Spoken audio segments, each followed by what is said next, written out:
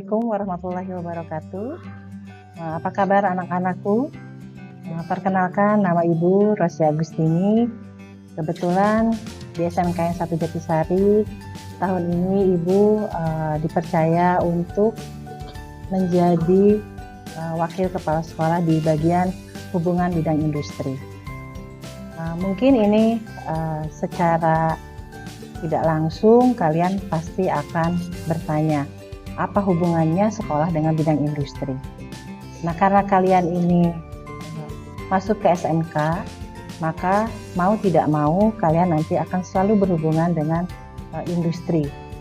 Karena salah satu tujuan dari SMK adalah mempersiapkan siswa-siswi SMK untuk langsung masuk ke dunia kerja. Ruang lingkup di hubungan bidang industri yang ada di bidang saya itu ada 3, yaitu mengenai prakerin, kemudian bursa kerja khusus, sama TEFA. Yang pertama kita lihat dulu dari pengertian prakerin. Nah, prakerin ini adalah kegiatan pembelajaran, pendidikan dan pelatihan yang dilakukan di dunia usaha atau dunia industri yang relevan dengan kompetensi. Artinya, dari mulai kelas 10, kalian di sekolah kita di SMK itu 30% teori, 70%-nya adalah praktek. Prakteknya praktek apa? Prakteknya yaitu sesuai dengan kompetensi yang kalian pilih. Ada yang akuntansi, ada yang OTKP, ada yang perhotelan, ada yang tata boga, tata busana dan multimedia. Nah, dari kelas 10 kita sudah menggembleng kalian atau siswa-siswi SMKN 1 Jatisari untuk siap masuk ke dalam dunia industri dan dunia usaha. Karena kalian masih kelas 10, kemudian nanti prakerin dilaksanakan di kelas 11. Oleh karena itu, kompetensinya itu harus dipersiapkan sedini mungkin. Kalian yang baru masuk ke kelas 10 harus siap-siap, benar-benar bisa menyerap apa yang dilakukan pada saat jam produktif. Ya. Karena kalian harus tahu kalau di SMK ini tidak hanya ada pelajaran-pelajaran yang familiar, artinya ya seperti bahasa Indonesia, bahasa Inggris, agama, tapi ada pelajaran yang terbaru, yaitu pelajaran yang sesuai dengan kompetensi yang kalian pilih. Contohnya misalkan di akuntansi, itu ada salah satu mata pelajaran yang memang kompetensinya mengasah untuk membuat laporan keuangan, misalkan seperti itu. Kemudian tata boga, itu ada kompetensi yang memang mempersiapkan diri untuk bisa memasak. Memasaknya tidak seperti memasak di rumah, tetapi memasak dengan standar yang sudah ditetapkan di dunia industri ataupun dunia usaha. Nah, kegiatan prakerin ini akan dilaksanakan di kelas 11, ya, atau di kelas 2 kalau kalian lebih familiarnya. Nah, kelas 11 ini, itu di kegiatan prakerin itu dibagi menjadi beberapa tahap. Kenapa dibagi beberapa tahap? Karena di dunia prakerin ini kita harus menjajaki dulu dengan dunia industri dan dunia usaha yang sesuai dengan kompetensi yang kalian ambil. Jadi kita tidak bisa sembarangan menyimpan atau membuat kalian belajar di DUDI yang tidak sesuai dengan kompetensinya. Ya. Jadi nanti kalian di kelas 11 harus siap-siap. Makanya dari kelas 10 pada saat jam produktif atau jam pelajaran yang lain harus benar-benar bisa menyerap apa yang diberikan di sekolah. Kita lihat tujuan dari prakerin.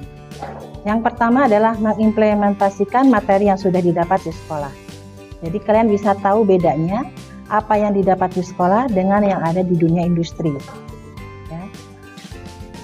Yang kedua adalah melatih komunikasi dengan para profesional yang ada di dunia industri maupun di dunia industri atau dunia usaha.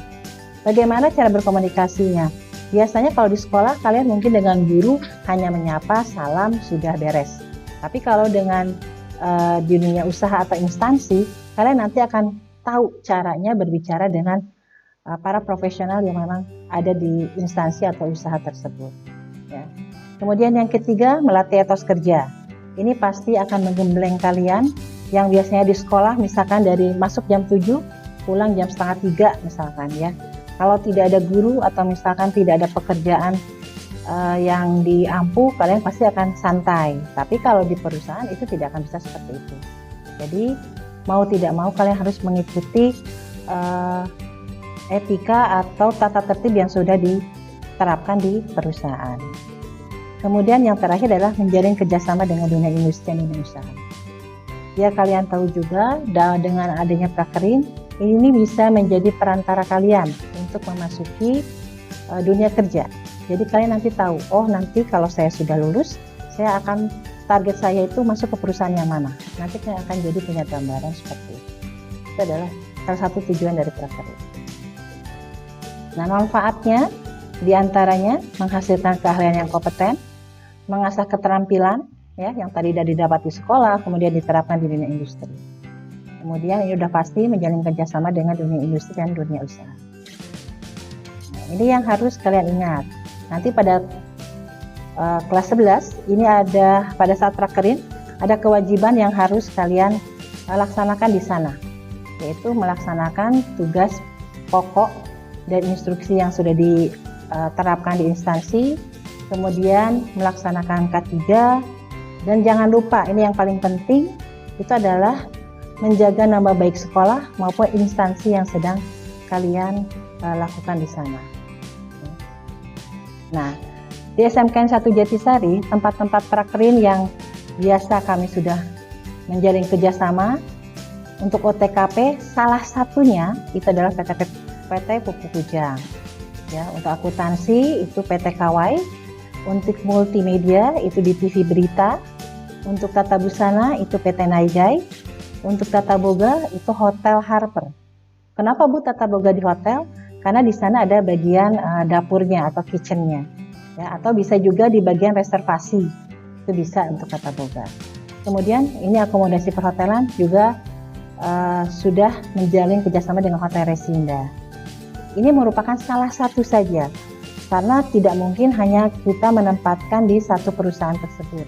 Jadi memang kita sudah menjalin kerjasama dengan kurang lebih dari 40 instansi atau perusahaan. Ya, itu untuk tempat prakerin yang sudah tersedia. Nah, tadi di depan disebutkan bahwa di Hubin itu selain prakerin juga ada bursa kerja khusus. Yang pertama, apa sih bursa kerja khusus itu? Dia memfasilitasi pembuatan kartu kuning, di mana orang yang akan melakukan perekrutan pekerjaan, salah satu syaratnya itu harus ada kartu kuningnya. Nah, kartu kuning yang ada di BKK SMKN 1 Jatisari sudah terverifikasi oleh Disnaker. Ya, jadi per 2 tahun sekali kami harus mengupdate bahwa BKK SMK 1 Jatisari menyediakan pembuatan kartu kuning. Kemudian yang kedua, melakukan perekrutan tenaga kerja. Nah, ini biasanya alumni kita salurkan sesuai dengan kerjasama yang sudah dijalin. Kemudian kalau misalkan memang masih kurang yang dibutuhkannya, kita bisa merekrut dari umum. Itu untuk bursa kerja khusus atau disingkat dengan BKK. Nah, yang terakhir itu adalah adanya TEFA atau Teaching Factory, atau kalau bisa disebut lagi itu adalah pabrik kecil. Nah, di SMKN 1 Jatisari sudah ada, sudah berjalan, ya. Ini yang berjalan baru ada beberapa kompetensi keahlian. Contohnya yang pertama tata busana. Nah, di sana kita mulai cutting atau memotong kain, kemudian menjahit sampai ke produk jadinya. Salah satunya yang kita hasilkan adalah seragam yang kalian pakai, ya. Seragam profesi, praktek itu adalah buatan dari TEFA-nya tata busana. Kemudian tata boga, ini ada teaching factory-nya yaitu tentang kantin sehat. Nah, ini sudah berjalan di kita, ya. Jadi ada program dari TEFA-nya tata boga itu biasanya dalam kondisi normal, artinya tidak seperti sekarang kita sedang mengalami pandemi. Kalau dalam kondisi normal biasanya seminggu sekali itu per kelas gantian mengkonsumsi makanan sehat yang sudah disediakan di tata boga. Ya. Kemudian untuk TEFA yang terakhir itu adalah untuk kompetensi keahlian akuntansi, OTKP, dan multimedia. Nah, ini biasanya mereka bergiliran melakukan TEFA di PT Bansu, tapi tidak di luar, tapi diadakan di sekolah kita di SMKN 1 Jatisari. Nah, Itu saja mungkin yang berhubungan dengan hubungan bidang industri. Mudah-mudahan kalian sekarang masih mempunyai wawasan yang baru lagi, bahwa di SMKN 1 Jatisari ini wawasannya tidak melulu mengenai belajar, dan belajar. Jadi kalian nanti akan mendapatkan berbagai kompetensi yang memang sudah kalian pilih. Jadi tetap semangat, jaga kesehatan terus. Semoga apa yang bisa saya sampaikan bisa bermanfaat ya. Selamat siang. Assalamualaikum warahmatullahi wabarakatuh.